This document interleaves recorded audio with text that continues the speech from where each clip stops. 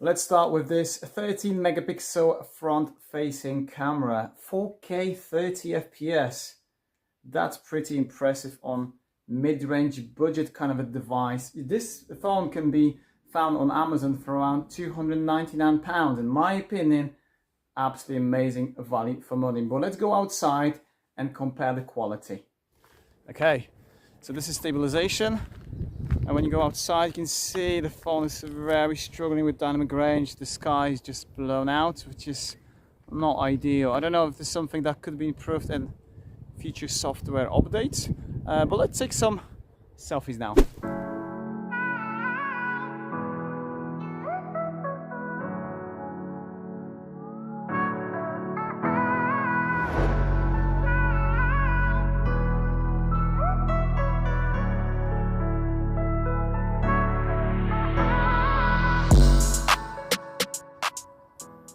So ultra wide angle, 1080p 30 FPS, and look at the stabilization, very nice.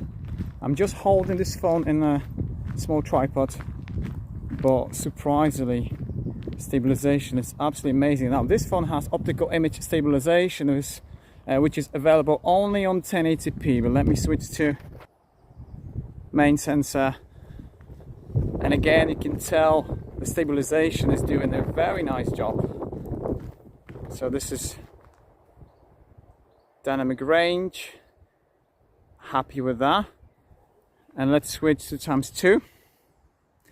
This is just digital zoom, but again I think the quality is pretty decent. I now do a little walk, and stabilization is absolutely incredible, I have to say. Wow. But I'm going to take some pictures now.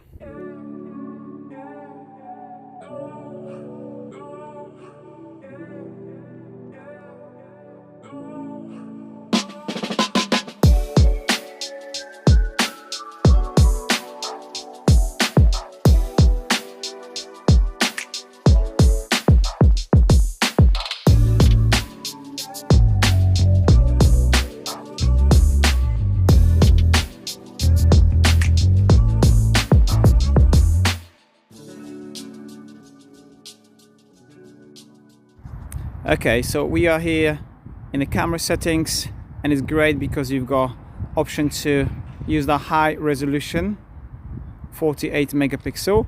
You can tell there is a bit of lag because this phone is the most powerful. Unfortunately, you got your portrait video mode, you got your phone, but I'm not connected to any network yet. Got your video, all the resolution. Yeah, and when you got more, you got the macro, panorama, hyperlapse, slow-mo, pro video mode, for video and pictures, which some people might find very useful. What do you think? In my opinion, this is probably one of the best value for money devices that you can buy in 2023. Now, what I love about this phone, you got 4K available, which I'm shooting now. This is only available on the main sensor. But stabilization sadly is just okay, so I wouldn't bother walking with it. I'm using super steady mode, and I have to say stabilization is very nice indeed. By the way, if you are enjoying my content, I would really appreciate if you could do me a favor and subscribe to my channel. Only 2% people from the last 28 days subscribe to my channel, which is a bit of shame. I really want to hit that 100k subscribers soon, so thanks for your support. I'm using pro video mode, 60 fps 1080p, which I think is a pretty good option here. And I have to say, this phone has macro camera, but it's not that rubbish 2 megapixel one. This is 5 megapixel sensor, which in my opinion doing a pretty good job. I mean, check this out.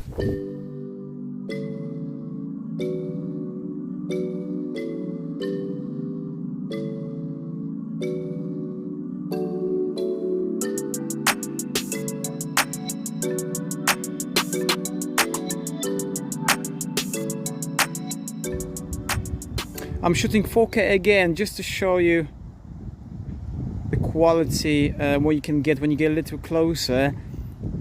And you can see it is a very windy day, and I'm not using any external microphone, and I have to say the microphone is doing an amazing job.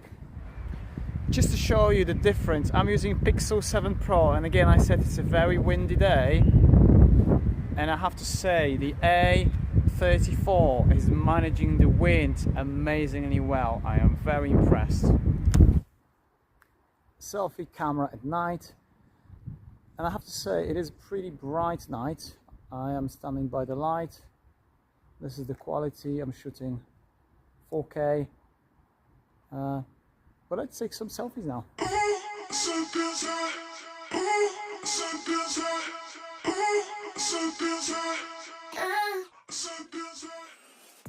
Unfortunately, the ultra wide angle 1080p is not good enough for shooting at night, but as soon as you move to the main sensor you can clearly see the difference. I mean, look at this. I'm pretty happy. And times 2. It is a bit grainy, but remember this phone costs only around £300 here in the UK, so I don't have any complaints about this, to be honest. But let's take some pictures now.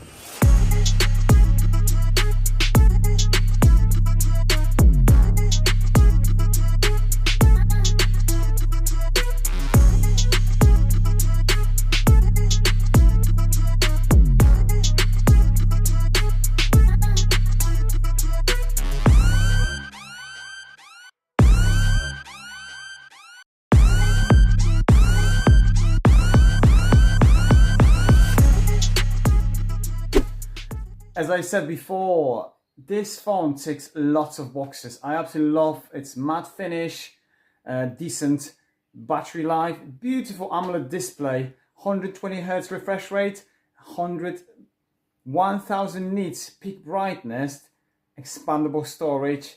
Yes, the selfie camera is just okay. We've got that notch that some people might not like it, but for this price, I even edited the whole video using this phone.